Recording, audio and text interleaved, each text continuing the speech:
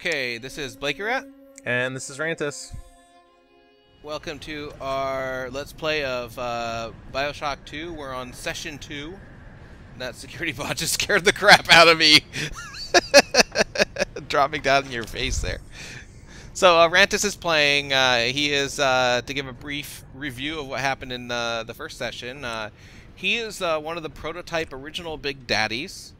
He is stuck in Rapture until he can find his little sister that he's paired with and rescue her, basically. And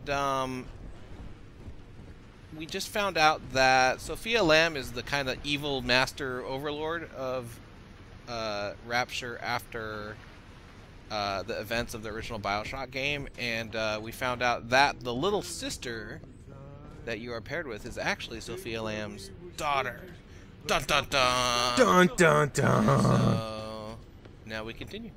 And we've also recently discovered how to install wall-mounted lights. Yeah.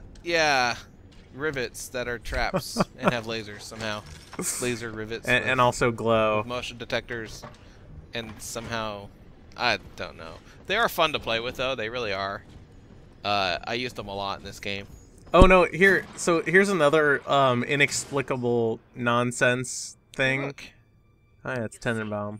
This is why I must fight Sophia Lamb. She is using the new little ones for something, and I have returned to rescue them. If I do not, more children will die for my sins, and the Rapture nightmare will repeat forever. Now, It we must quite clearly says they're closed. Of Rapture. Yes, it does. Is Subject Delta. Behind that mask hides an enemy of the people, without soul or sympathy. Oh my God! She just said you don't have a soul. And as family, we must tear out its jaw and drive it back into the sea. I was wondering, was it a limitation of the engine that they never made those into actual videos, but they just kind of do slideshows? Please hold back the splicers until we escape. I'm not really sure. I don't know if that's a stylistic choice, because they did the same in the first game. I don't know if that's a stylistic choice or if it's like a limitation of their engine. But even Doom 3 was capable of playing, trap rivets. Yes, you need to put them all over the place. Don't pick them up, put more down. There's a plugin, I want to say, for Xbox games or games in general called Bink's Video that I think allows for that dynamic video stuff, but it is a little weird that Bioshock doesn't use it. I thought that Binks only did like full screen videos, like your attractor video. I could be wrong. I think Binks is actually pretty old and predates the technology to do it in engine. The first game I know of that really played like cutscene videos in engine was Doom 3. Like it would do that, like when you were looking at TVs and watching the news, it would actually play entire videos on it. And I seem to recall that when Doom 3 came out, they made a big deal that, like, what was the engine on that? Was that the Quake 4 engine or whatever? Whatever it was called, id Tech 4. Anyway, I remember they made a big deal about that it was capable of doing that. So, anyway, I don't know. That was, of course, you're playing on easy, but that was spectacularly easy. There's lots of headshots. I think you got hit maybe once. A bona fide knight in armor, complete with iron horse. The name's Augustus Sinclair Sport, Esquire. Old Tenenbaum and I share an interest in the old Fontaine building, the very same place you'll find Eleanor Lamb. I think you and I can do business. They never... Take the train to Ryan Amusements. I'll see you shortly. Oh yeah, Ryan You're looking Amusements. to figure out how to get on the train. Sophia Lamb has taken. Well, the friggin' thing's pointing me there, and then the doors weren't open for the longest time, so I was like, what the hell? You have to wait for his cutscene to end, I think. Hey, did you notice Tenenbaum's nickname is The Situation? Yes. That's not her nickname, though. That's the conversation piece. But yeah. But wouldn't it be cool if it was? Wasn't one of your characters in XCOM named something like that? I can't remember. I'm trying to think of what celebrity was named The Situation, but it's driving me nuts now. Anyway. Yes, there's an amusement park in Rapture, underwater. So this really probably should have been the end of episode 1, because this is going into level 2 of the actual game. Don't blame me. I'm not the one recording it. Yeah. Well, and at one point you actually see me look at a map, and it has the green and red lights on it, and that kind of shows you the map of what level progression it's going to be like in the game. It shows you where you're going to be going. Oh, the subway map? Yeah. Yeah, so, oh, and you can see why the subway is stopping here. You have to clear the ice to proceed. But yeah, the subway is basically the bathysphere for the first game. Apparently there are no bathyspheres left anymore. I can't, do you ride a bathysphere in this? I can't remember. No, you don't. However, I will say that, okay, so they decided to add multiplayer to this game, which, yeah, I really wouldn't recommend it if you play the game. Just skip that part. Not that you were thinking about it beforehand, but this is a definite... Is anyone still playing multiplayer in this game? Surprisingly, yes, but most of the people who are still playing are, like, max level and, you know, have all the cheap power sets unlock and weapons and abilities? You can. We should play this multiplayer, man. The hilarious thing they included in multiplayer is the fact that when you kill people, you can research their corpses to get damage boosts on them. Awesome. Yeah. We are but the stones to pave the way. I'm going to say that out loud since you seem to think she is our saliva. Oh, salvation. I think I look at a lot of those just so... Because here's the thing, is when you're playing the game, you see a lot of that stuff but don't really pay attention to it. So I was really trying to get the atmosphere in the videos. I would just like to say that I pay attention to that. You don't, because you just like to complete every game and get all the achievements. It's not true. I consider it experiencing a creative, artistic work. Here's how I know that's not true. You're always looking in the wrong direction for the in-game, like. Okay, but I'm not doing that on purpose. I'm not doing that on purpose, though. That's what you're missing. Oh, okay. Alpha series, I believe. Oh man, yeah. So these guys talk back and forth, if I recall right, for approximately forever. Approximately? Is that a approximate measurement of forever? Oh yeah, and remember this guy's evil plan is he wants to bring you to the surface and sell you as like military hardware? If I remember right, is that what he's trying to do? Something really goofy. I don't know. But here's one of the machines. He was just talking about that. One of the machines I was talking about that allows you to upgrade specific things about your gun. So I think I just. What'd you pick? Accuracy? I think so.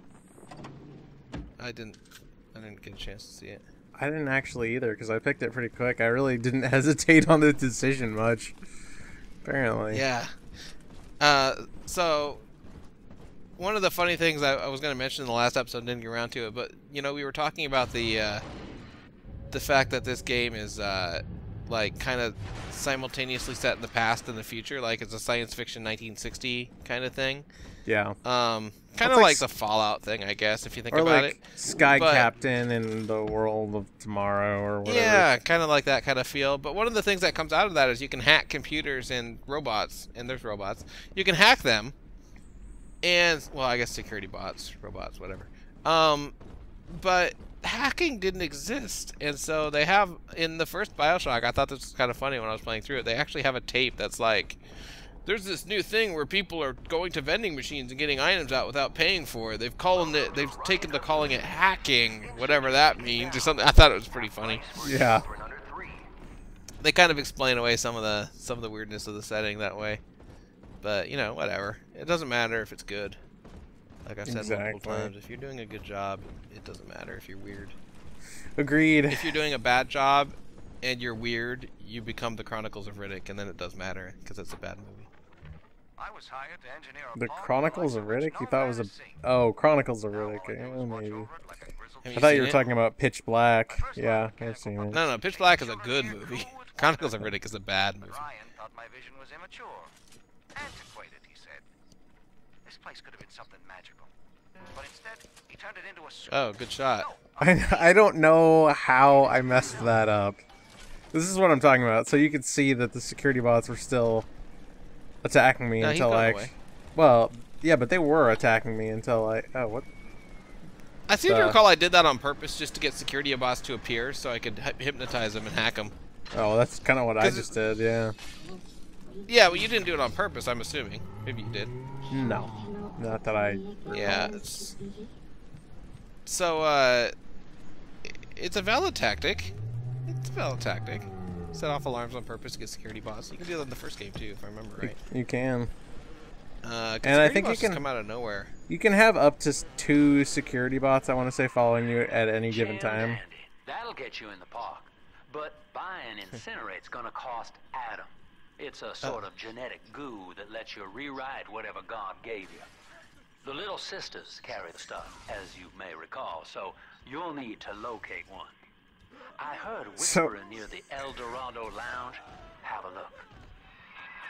So I was just going to comment on this. Okay, so he says that you use Adam to buy the plasmids, but Adam rewrites your genetic code. So does that mean that the plasmids are free and you just need a certain amount of Adam to use them?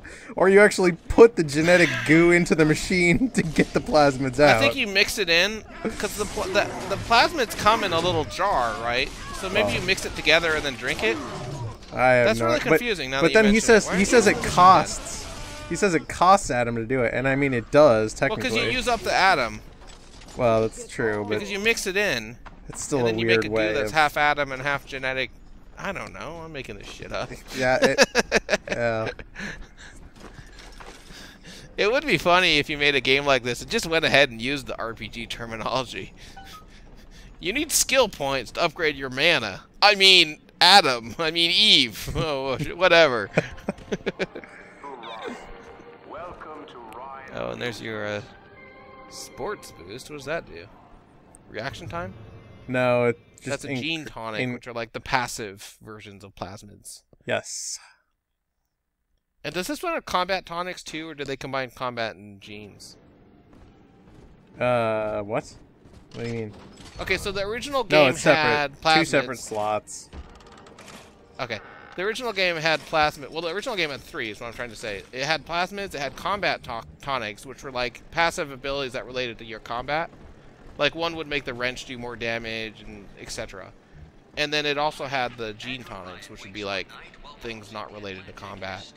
And they were things like when you got too close to an enemy, you'd shock them because you have electricity around you. Yeah, they combine those. Basically, it's active and passive now. Yeah, okay. By the way, there's so that one ship that Ryan's on built the entire city. No, they explain it.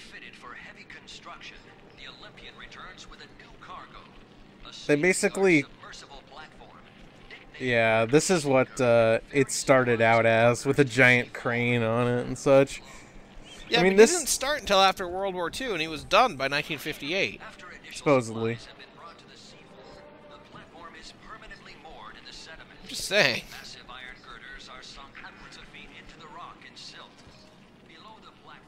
Whoa, look at that. You can see the Thank you for illustrating the narration there. You're welcome. See, girders. Like I said, I was trying to be fairly visually obvious with what we were going to be talking about. Look at that. Thinking ahead here. I love the kids in Miss Ingrid's Brilliant. 3rd grade class, but boy, I had no There's going to be a part where you're like, well, you know what would have really been great if you looked at this or that, and then all of a sudden I'm going to have turned around and looked at it. Spit out that gum. You'll choke. This woman's story is actually kind of sad. She's saying the parents don't care enough to keep the kids from choking? Is that what I'm getting from this? Sort of. So, it's not There pertinent. has to be some reason. No, it's not like, pertinent. in an actual functioning society, and admittedly half the people in this, in this city were splicers and therefore insane, just like they are now. But in a functioning society, wouldn't like people start to revolt after you started kidnapping their kids and turning them into weird monsters? No, but they weren't. That's the thing is, this particular lady is basically just talking about taking them on a field trip to this thing, this Ryan Amusements or whatever. Yeah. So I don't know exactly what happens, but she takes them here, and then they get locked in, and basically they all starve to death. Starved to death? Yes. I don't remember this story at all. Yeah, see, well, it's one of those... It has nothing to do with the main story as far as I can tell. No, I mean, it's like... But Well, it's just like the original had, like, when you're in one area, each area kind of has its own background and its own story. So you're in one area, which is the medical area, and it's the story about the surgeon who starts to believe that, you know, people should be asymmetrical. And symmetrical people are ugly, and he starts to mutilate. Oh, cool. It won't go well. It won't go well at all. What the hell kind of fortune is that? It won't go well at all. no. That's worse than the cookies I get. Yeah, he shouldn't write fortune cookies, that's for sure.